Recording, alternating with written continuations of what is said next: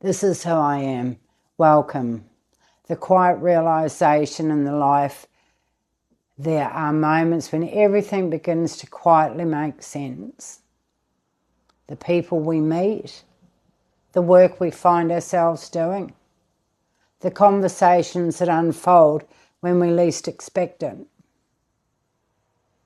Recently, through my caring work, I have felt a deep sense of reflection, not only about the people I support, but about my own life journey and the path that brought me here. This is also a reflection on my life, a journey that at times felt like it broke me, and yet through healing, I have gained a deep and quiet wisdom. It is a wisdom that lives within, not always spoken, often expressed through presence, through understanding, through simply being there. For much of my life, I was comfortable being the quiet one, observing, feeling, learning from what was not said. But now, in this stage of my life, I feel a desire to speak more openly, to share my experiences, to share what I have learned, to say with calm acceptance, this is who I am. Meeting the client, strength and change. Recently I began caring for a gentleman who had spent most of his life being the provider. Like many of his generation, he had been the strong one, the dependable one, the person others relied upon. So when I first met him, I could sense that needing help did not come easily. There was dignity, there was pride, and also a quiet discomfort in allowing someone else to step in. What I felt was admiration. It took courage to accept support, not only for yourself, but for the well-being of a loved one. He was willing to make changes in his life so that he could recover and bring reassurance to his family after a hospital stay. As the week went on, I began to see just how remarkable he was. Through gentle conversations, we slowly built trust. And in an unexpected way, his honesty helped me realize that I was not alone in my own learning. Sometimes in caring relationships, we support each other more than what we realize. Reading the room, a gift from childhood. One of the things I have come to understand about myself is that I naturally read the emotional atmosphere of a room. This sensitivity developed in my childhood. Learning to notice tone, tension, the unspoken feelings was a way of making sense of the world. Today I recognise this awareness as one of my greatest strengths in caring. When I enter a home, I listen not only to what is said, but to how the space feels. Often each person present is experiencing something different. There may be exhaustion, there may be worry, there may be frustration or quiet grief.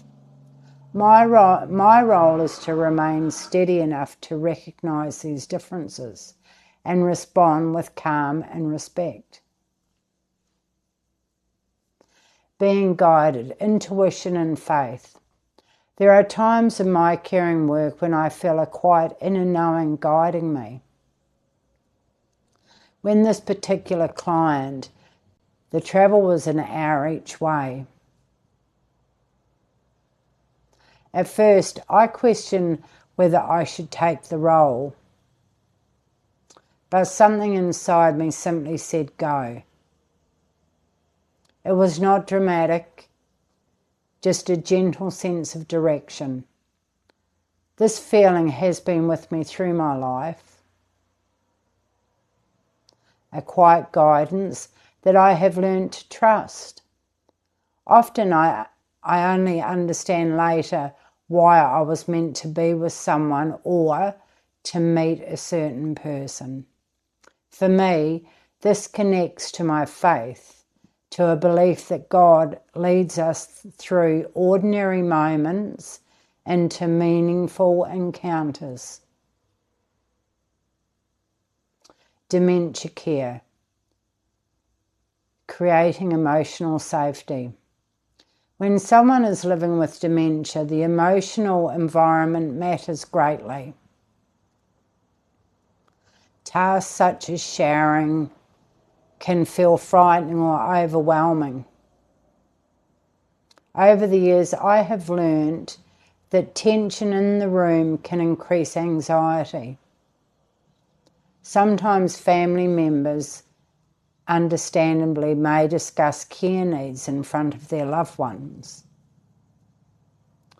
But the person living with dementia may still understand more than we realise. They may feel spoken about rather than included. So I like to gently change the atmosphere. Rather than rushing forward, I slow the moment down. We sit together, we talk quietly, we focus on something gently and grounding, perhaps a simple foot massage. Spending this time allows trust to grow. When trust grows, care becomes possible, not because it is forced, but because it is accepted.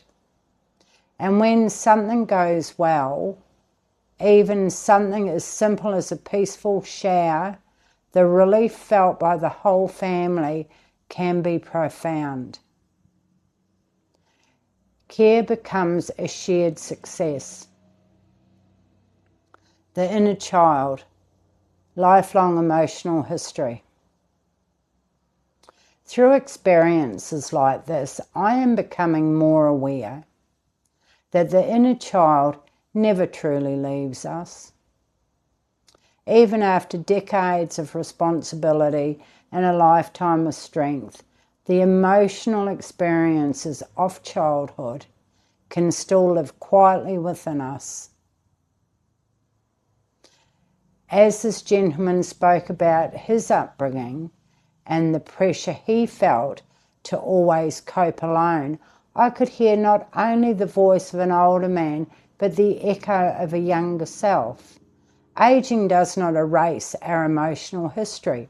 In many ways, it can bring it closer to the surface.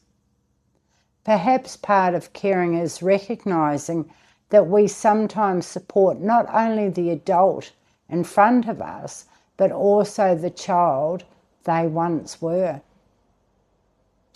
Mutual learning, a moment of gratitude. By Friday, during a quiet conversation, I felt moved to thank him. I thanked him for trusting me enough to share his story. I told him that hearing his honesty helped me realise that I too was learning, that strength is not always about managing alone. Sometimes it's about allowing ourselves to receive support. In that moment, there was a deep sense of shared humanity. It reminded me that caring is not only about giving, it is also about growing together. Working as part of a care team. When a client I support was admitted to hospital, I tried to communicate openly with nursing staff. If appropriate, I introduce myself and explain that I am part of the person's support network.